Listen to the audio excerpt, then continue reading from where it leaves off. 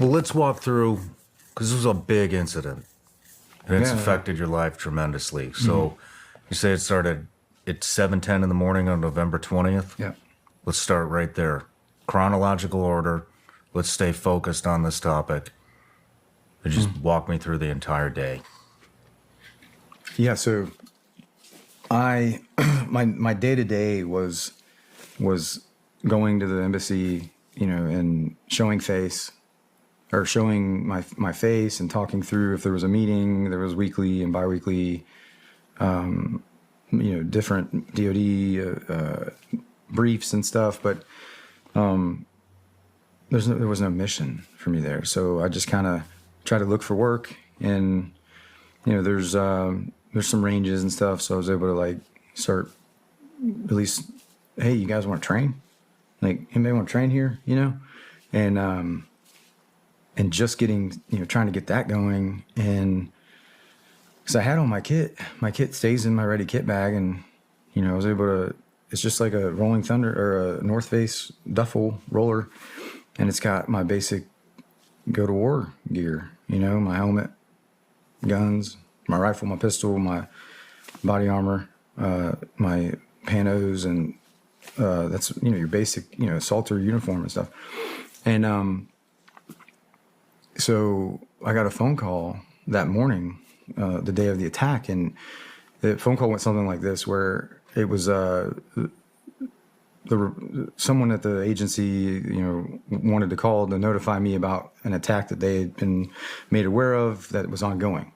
And it was 5 to 8 gunmen shooting up the front of the hotel, the Radisson Blu, in Bamako, Mali, and explosions. And that's what they and launched from what appeared to be embassy driver or embassy vehicles. And that was the situation report, right? And they called me twofold to let me know. And then, but it's not like it was my job to. Really, I was the next door neighbor of the deputy, and they couldn't get a hold of him.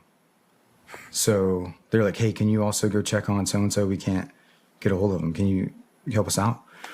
And I was like, "Sure." My next phone call, as I'm grabbing my kit bag, I didn't have to do anything but grab it and take it to the front. Threw some pants on and a t-shirt, and was like, "Everything's in this bag." I know it is because I put it there. It's where it needs to be when it needs to be, or it's there, and I know that because I've drawn from it. It's going back to just, any tools or resources that you have, like train with them, use them. And when you need them, they need to be there. And so I'm on the phone with the MARSOC dude that is the closest thing to a warriors that I even within a 1,000-mile radius. I don't know. And I'm like, "Hey, you meet me at my house. I'm going to wake up so-and-so or check on him. I'll be out front." And they lived a mile away. And the the regional security officers, like the acting or the assistants, Mike and the other one, sorry, I forgot your name right now.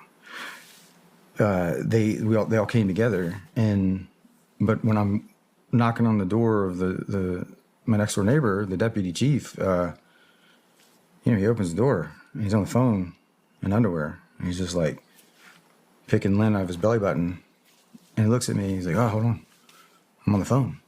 I'm like, "No, hold on. There's the attack's going on. There's an attack going on right now, and I don't know exactly where the hotel is, but I know it's close, and I can hear gunfire."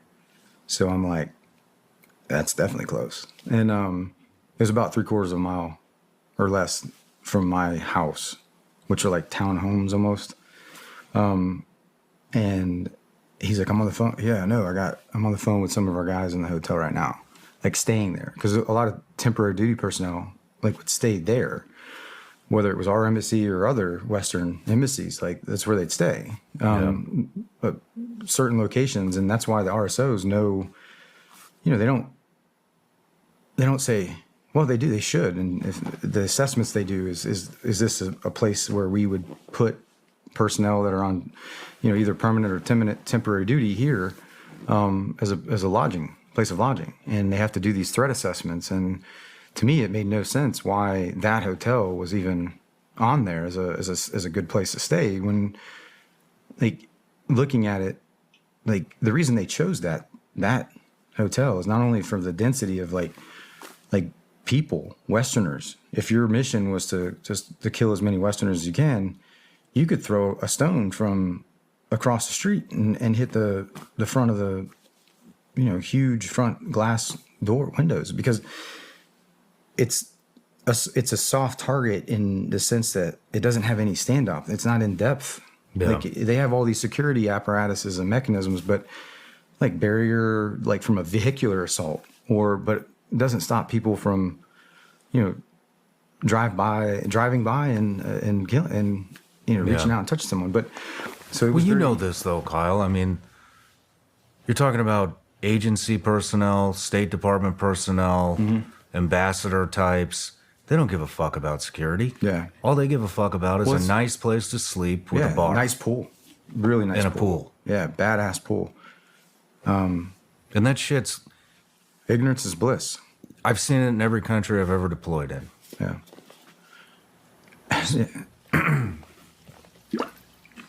So he tells me, it's like, it's their, some of their TDY guys that were there to train whomever. And these are like, I met them the day before. They're like MACP SOG, like old, hard, crusty MFers, man. And they're in there, not again, but he not again, man. And he tells me, he's like, yeah, he just kind of gives me and I'm like, hey, man, like, give me their room numbers, their cell phone numbers. Like, he's like, why? He's like, because I'm going to go get them. And he goes, like, record stops. Like, what do you mean? You do that? I'm like, yeah, I'm going there right now. Yeah, motherfucker, there are Americans That's in a there. start point. For me, I was like, thank you, please. Jeez. Now I have a room number, cell phones, and now I can get on the horn with them while I'm maneuvering en route, absorbing everything as it's happening and processing to come up with a plan of action to execute. And I'm not pausing to do it, not like taking a knee, facing out, and like it's happening real time. And it really like resonated with me looking back. Now I'm like, what did you think I was going to do? Like, why did you even like ask me that question? But it goes back to, you just don't understand, like, the mindset piece of, like, right place, right time, right person. But it's also a matter of like, why aren't you doing something about it? Like, what are you gonna do? I ain't got time for that. So it was like, I'm gonna go do something. And I was able to convince him to give me those numbers and room numbers and stuff. And as I'm moving to the hotel, like, we kind of drove around and got into the front instead of driving right past it. Kind of leapfrogged around, dismounted, and then kind of walked up, patrolled up.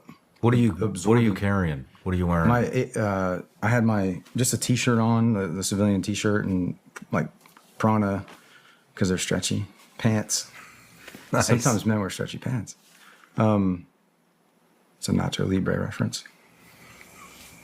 But, and then just like some shit kickers, dude. And like, good thing they were pretty sturdy. Plates, helmet. Yeah, so like my regular like JPC with plates, helmet, my HK 416 with my normal accoutrement, and then my Surefire RC2 suppressor and stuff, like, and then my panos.